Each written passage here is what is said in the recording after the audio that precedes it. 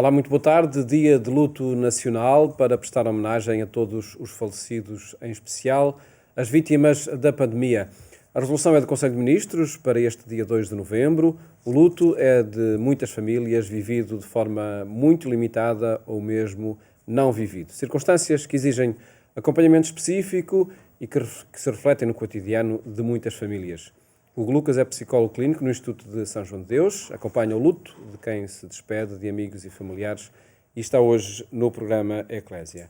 Boa tarde, obrigado por estar neste programa num dia em que de facto o tema é transversal e está de forma presente na sociedade.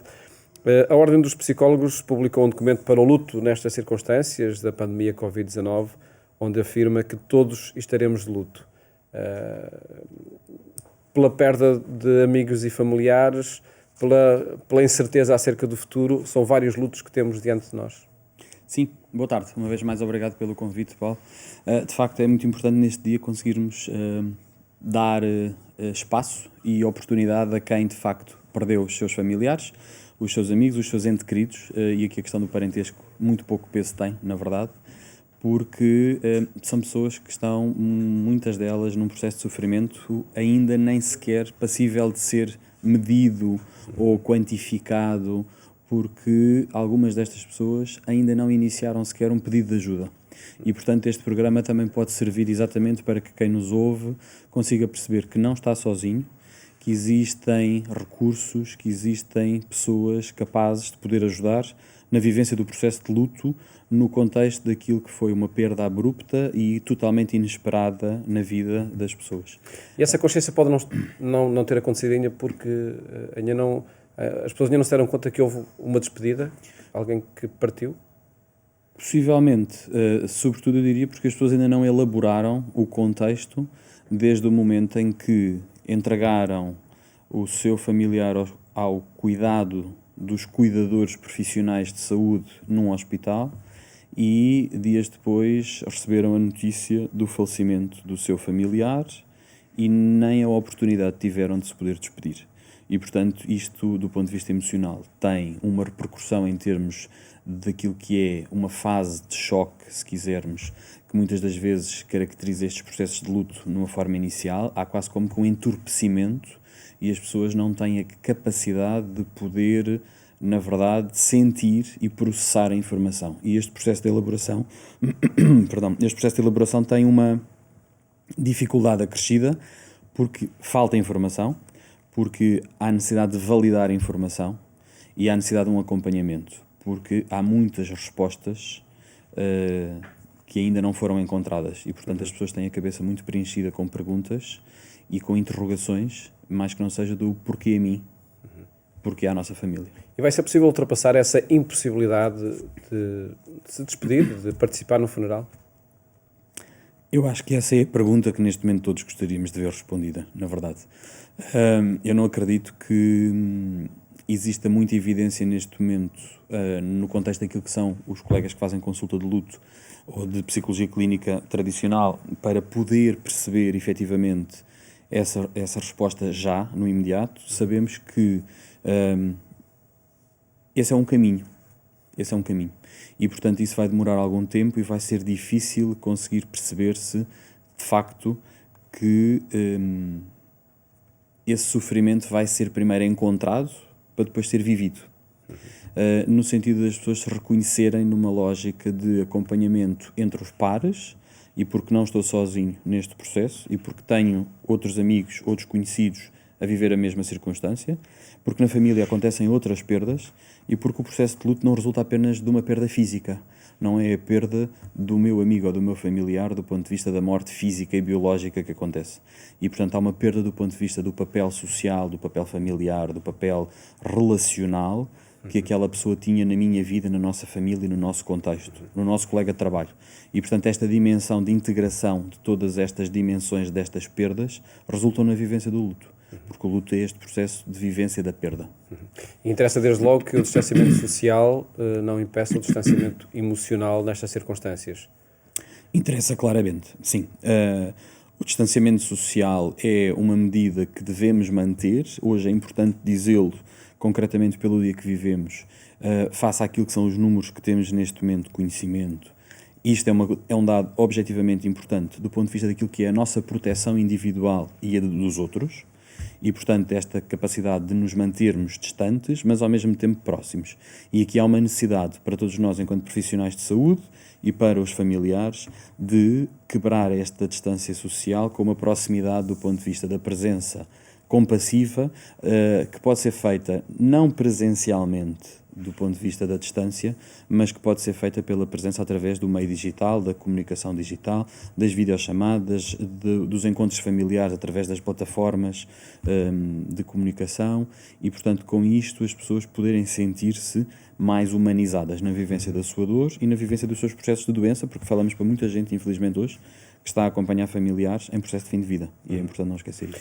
E nessa perspectiva, deixo uma proposta que está nas redes sociais, da Agência Eclésia, onde de facto sugerimos, através de um pequeno texto, que se faça memória e que se preste homenagem a quem já partiu, que se recorde o seu nome, que se partilhe uma fotografia, que se partilhe algum objeto, que de facto pode ser uma forma de manter presente, sobretudo emocionalmente, as pessoas que já partiram.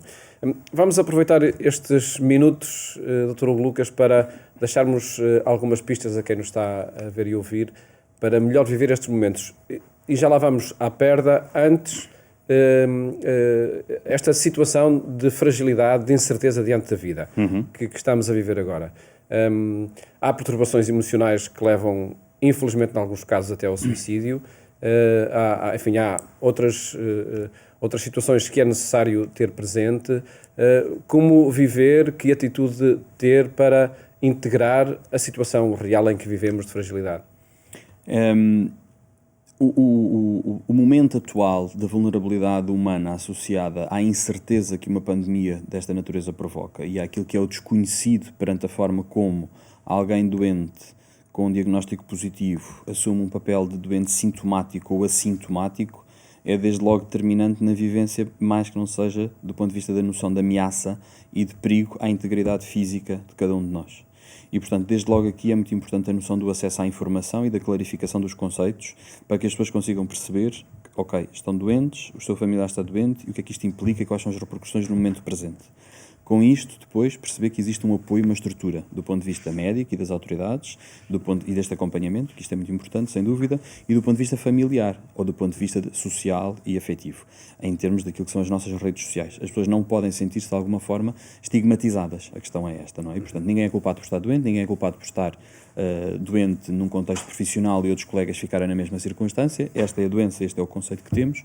Agora, a vivência deste processo determina aquilo que é também o processo de adaptação a posteriori, no caso de, quando as coisas não correm bem, a vulnerabilidade humana emergir e, portanto, termos que lidar com a perda e com este processo de doença de uma forma mais efetiva. Nesta situação toda, que perguntas a própria vida está a colocar a cada pessoa?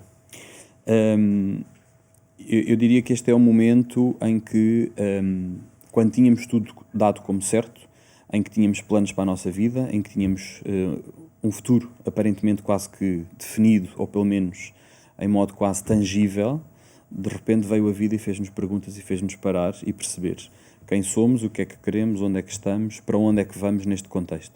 Nesta direção muito existencialista, para conseguirmos perceber que a vivência deste momento tem obrigatoriamente que nos fazer parar para pensar sobre o nosso estilo de vida, as medidas como nos protegemos a nós e aos outros, nomeadamente aqueles que são os nossos familiares com mais idade e portanto, que têm fatores de risco acrescido, como é lógico, na grande maioria dos casos, e, por outro lado, a forma como podemos ultrapassar isto. Não individualmente, que eu acho que é o que está à vista, e, portanto, já se percebeu que decisões unilaterais individuais não ajudam em nada neste processo, não são possíveis, mas sim coletivamente, enquanto um todo, que pode ser a sociedade, a um nível mais macro ou a um nível mais micro, a nossa família. E aqui a forma como nos podemos servir de suporte nas relações sociais, na proximidade, no ajudar o outro que está neste processo de doença. Primeira questão, validar o sofrimento do outro que está em perda. Não são perdas imagináveis, não estamos a falar de doenças crónicas, progressivas, que foram anunciadas e em que o tema foi abordado. Estamos a falar de perdas abruptas, em pessoas que tinham uma vida absolutamente normal, como a sua, como a minha, como a todos nós que aqui estamos. E, portanto, a dificuldade vem pela vivência deste processo e pelo impacto que isto tem do ponto de vista emocional. E esta noção de validar o sofrimento do outro, de não minimizar, de evitar discursos e proposições que são de senso comum, isso não contribui em nada. Permitir a expressão emocional, permitir a zanga, a revolta, permitir a noção de que, na verdade, eu até me sinto culpado porque podia ter ido com ele mais cedo ao médico, porque podia ter feito isto ou aquilo. Isso é parte natural deste momento, e depois conseguirmos perceber que, de facto, a família e o grupo de amigos pode ser um suporte, mas, ao mesmo tempo, são fatores de proteção e de alerta, porque eu tenho que ter a obrigação de perceber que aquele meu familiar ou que aquele meu amigo está num processo de sofrimento francamente agravado, que vem progressivamente sendo mais complexo, e isto faz com que, em determinadas pessoas que nós conhecemos, ou antecedentes familiares, ou formas de reagir emocionalmente a outros processos de vida que conduzem, por exemplo, a quadros de depressão prévia, e que nós já conhecemos e sabemos que alguém já teve uma depressão na infância, na adolescência, quando adulto, num momento qualquer da vida, são fatores precipitantes para outros desfechos e para outras complicações na vivência do luto complicado e na vivência de quadros de depressão associada. O luto não é uma doença e, portanto, isto tem que ser normalizado. O luto é uma coisa que é natural e que é normal, subjetiva, idiosincrática, faz parte da vida de cada pessoa deste contexto. Mas precisamos de ajudar a que as pessoas, ou melhor, de permitir que as pessoas se sintam ajudadas nesta expressão emocional e na identificação das suas necessidades. Negar o luto é o pior passo que se pode dar neste processo. Negar o luto é o pior passo que pode ser dado, sem dúvida alguma, sim. Antes, pelo contrário, o nosso papel é ajudar a que as pessoas reconheçam que estão a viver uma perda. Hoje é o dia de relembrar o legado de quem nos deixou, é o dia de homenagear quem partiu, é o dia de respeitar a memória de quem nos deixou em circunstâncias, sejam elas quais sejam, e é o dia de conseguirmos perceber, olhar para o lado, como é que aqueles que estão ao nosso lado eventualmente vivem as suas perdas, e com isto podermos ajudar. Porque existem recursos na comunidade, porque existem estruturas de apoio. Existe uma orientação da Direção-Geral de Saúde, inclusive para uma norma para o luto, do ponto de vista do acompanhamento, naquilo que são 3 fases iniciais, eu diria, em que há um apoio simples, que todos os profissionais conseguem fazer, aquilo que são orientações mais focalizadas do ponto de vista de grupos de apoio, de grupos de autoajuda, terapeutas de luto, e aquilo que é a necessidade de um acompanhamento mais especializado em consulta de luto, em consulta de psiquiatria adaptada aos processos de luto. O luto não se medica com o medicamento A ou B, não é? E, portanto, os processos de adaptação são vivências do ponto de vista da psicoterapia, do crescimento pessoal com esta perda. E este é o grande equilíbrio que tem que ser vivido. No Instituto São João de Deus existe também essa possibilidade de consultas de luto e de acompanhamento. Que a experiência é essa que tem levado por diante? Que capacidade tem esse acompanhamento para, de facto, ajudar a ultrapassar estas situações? Nós temos uma consulta de luto.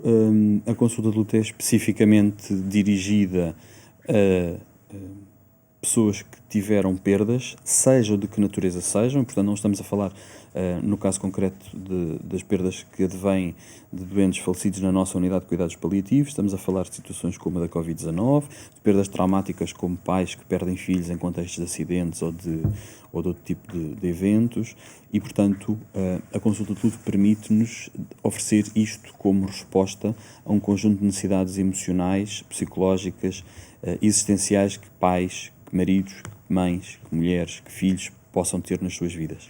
Esta consulta de luto, inclusive, funciona connosco no âmbito da nossa equipa de apoio psicossocial. Eu acho que é importante referir isto. Existem, no âmbito do programa Humaniza da Fundação La Caixa, no programa de atenção integral a pessoas com doença crónica e avançada, existem 10 equipas no país. Estas 10 equipas têm consultas de luto a funcionar, são um elemento fundamental na ação coletiva, no conseguirmos encontrar pessoas que precisam dos nossos serviços, porque somos um recurso da comunidade escasso, porque existe muita dificuldade em conseguir obter esta ajuda e porque esta ajuda deve ser o mais diferenciada possível. E, de facto, isto é uma coisa que é absolutamente importante, porque a consulta de luto permite que as pessoas se sintam acompanhadas e que elaborem. O processo não é diretivo, não é um processo interventivo, é um processo de validação emocional, de acompanhamento, é um processo de construção de uma nova forma de relação com o outro que partiu.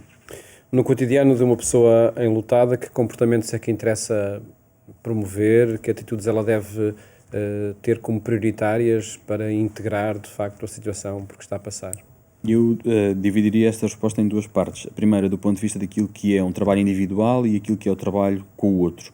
O outro naquilo que a família nos dá, que os amigos nos dão, no suporte, no não dizermos, deixa lá isso, não penses nisso agora, vai lá, hoje não estejas triste, hoje não penses nisso, não chores hoje, ele se estivesse aqui não ia gostar que tu chorasses, e portanto este tipo de expressões e de verbalizações são totalmente evitáveis e portanto agradecemos que, não sabendo dizer ou o que dizer, a melhor estratégia é ficar em silêncio.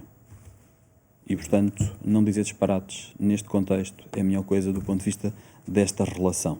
Do ponto de vista da intervenção individual, o contacto com este sofrimento não é para evitar, é para fazer. O contacto com a perda... É importante chorar. É importante chorar. É importante, se eu tenho vontade de chorar, se eu sinto a ausência do outro, se eu sinto esta dimensão desta perda na expressão emocional do choro, é para deixar chorar, não é para conter lágrimas, é para honrar a memória de quem partiu. E depois existe aqui uma outra dimensão que tem que ver com o facto de, no dia que hoje celebramos, até pela própria Igreja Católica, na vivência daquilo que é o fator da religiosidade, na vivência desta espiritualidade do outro que partiu. E, portanto, aqui a religião pode também ter um papel importante para quem é religioso, e, portanto, não é preciso ser religioso para se ter um luto bem resolvido, é preciso ter-se a capacidade de o fazer. A religião pode ajudar na vivência deste processo, pela busca de recursos internos, pessoais, que as pessoas têm e na conexão com este transcendente. Isto pode ajudar. A homenagem que se prestaria por estes dias junto aos túmulos de quem partiu, há pouco ou há mais tempo, é outra limitação que esta pandemia nos impõe, como a integrar, como resolver também a forma como é impossível viver essa homenagem no dia de hoje. Hoje é o dia provavelmente de nos resguardarmos perante aquilo que é uma adversidade social das idas sem fim aos cemitérios, de podermos provavelmente homenagear quem partiu num cantinho da memória que temos lá em casa, através de um álbum de fotografias, do legado que temos, daquele vídeo que ficou feito, daquelas fotografias que temos no nosso placar, e é a hipótese de podermos, daqui a meia dúzia de dias, ir tranquilamente e serenamente ao cemitério. Portanto, é quase como que uma capacidade de poder adiar a bem daquilo que pode ser uma celebração individual e familiar num cemitério, porque todos juntos, hoje, num cemitério, não vai correr bem. Seria muito problemático. Seria, enfim, sem ajudar de facto a resolver e, portanto, a situação sanitária, não é? Sim, sem dúvida. É um momento atual que pode ser construído a posteriori, porque o dia de hoje, mais do que tudo, importa ser lembrado, mas é um dia que pode ser vivido todos os dias. E, portanto, eu não tenho que escolher o dia de hoje para este ritual. Posso transferir este ritual para outros dias e, com isto, viver à mesma esta perda e homenagear quem partiu. Ainda para deixarmos algumas pistas a quem passa por estas situações, perguntava-lhe que importância tem a pessoa cuidar-se, procurar situações que são positivas na sua vida para viver estes dias. Tem toda. É absolutamente importante que as pessoas consigam encontrar forma de se sentir bem consigo mesmas, de terem os seus momentos individuais em que conseguem ter pequenino contacto com as coisas positivas do seu dia, da sua vida, da sua família, em que conseguem experienciar momentos de prazer e em que conseguem perceber que uma coisa não é objetivamente impossível perante a outra. O luto tem um bocadinho associado culturalmente esta noção de, durante o tempo de luto, e se pensarmos nisto há 30 ou 40 anos atrás, não é suposto eu não me vestir de preto, tenho que estar de preto, não é suposto eu experienciar emoções agradáveis, positivas ou ter prazer. Antes, pelo contrário, se calhar eu diria até, a psicologia positiva tem aqui um papel muito importante naquilo que é a vivência da perda e naquilo que é a vivência deste luto, na forma como podemos encontrar, através das experiências positivas, aquilo que é o contributo que esses momentos podem trazer para o bem-estar individual. Porque esta é uma experiência subjetiva. E se for necessário comunicar uma notícia de um falecimento a uma criança, por exemplo, que linguagens serão as mais acertadas? Que atitude se deve ter? Depende da criança, depende do contexto da morte, depende da idade. Eu diria de uma forma muito adaptada. Primeiro, ajudar a que a criança tenha algum nível de compreensão sobre o que está a acontecer depende da informação que ela tem. E, portanto, se nós não fazemos um trabalho de acompanhamento prévio, do nosso filho, do nosso sobrinho, do nosso primo, para ir dando conta de que algo se passa bem, ou seja, fazer uma aproximação sucessiva àquilo que vai ser a má notícia. Eu não posso chegar hoje e de repente a casa e dizer o avô morreu. Então, mas ontem estava tudo bem. E se eu continuei a vir do hospital e a perceber que não estava tudo bem, e a dizer está tudo bem, hoje eu não posso dizer o avô morreu. E, portanto, é preciso não utilizarmos aquilo que de alguma forma depois acabam por ser falácias linguísticas, no sentido das pessoas perceberem que de repente alguém é uma estrelinha. Não é uma estrelinha, subitamente, não é? Ontem não estava aqui e não passou a ser uma estrelinha. Portanto, isto varia muito em função da idade, varia muito em função do nível cognitivo das crianças, varia muito em função daquilo que é a informação prévia. A informação deve ser dada no sentido das pessoas estarem doentes, das pessoas ficarem velhinhas, das pessoas ficarem numa circunstância, sendo novas, de saúde, que as impede porque não há um tratamento ou porque não há uma cura. Isto depende muito do nível de capacidade cognitiva que uma criança possa ter. Uma última questão, porque o nosso tempo está a chegar ao fim. Como enfim, lidar todo este tema na comunicação social, entre muitas estatísticas que saem todos os dias sobre mortes, e que cuidados também a comunicação social deve ter no tratamento deste tema? Acredito que no dia de hoje, porque gravámos este programa uns dias antes da sua emissão, o tema e as imagens dos cemitérios estará muito presente. Sim, a comunicação social tem aqui uma abordagem e tem um papel muito importante, eu acho, e que pode melhorar, objetivamente, do ponto de vista daquilo que é o contributo, do ponto de vista psicoeducacional para a perda, em que o luto não tem que ser uma imagem de sofrimento, em que alguém em processo de luto não tem que ser alguém em processo de um luto complicado, difícil, com uma expressão psicopatológica eventualmente associada, em que o luto tem que ser trabalhado com a naturalidade e com a normalização que os outros processos da nossa vida o têm. E aqui a comunicação social pode ter um efeito de diminuir esta carga emocional negativa, culturalmente ainda muito presente e que certamente poderá ser uma ajuda para muitas pessoas. Esperemos que também essa ajuda possa chegar através, de facto, dos meios de comunicação social. Dr. Hugo Lucas, agradeço ter estado aqui no programa Eclésia com algumas pistas para ajudar a integrar e a viver o luto nas atuais circunstâncias. Muito obrigado. Obrigado, eu que agradeço mais uma vez o convite. Mais logo, este tema vai estar também em análise no programa Eclésia, na Antena 1, pelas 22h45. A partir de hoje e até sexta-feira, Frei Hermínio Araújo sugere atitudes para tempos de luto nas atuais circunstâncias. Votos de uma ótima tarde. Até amanhã, se Deus quiser.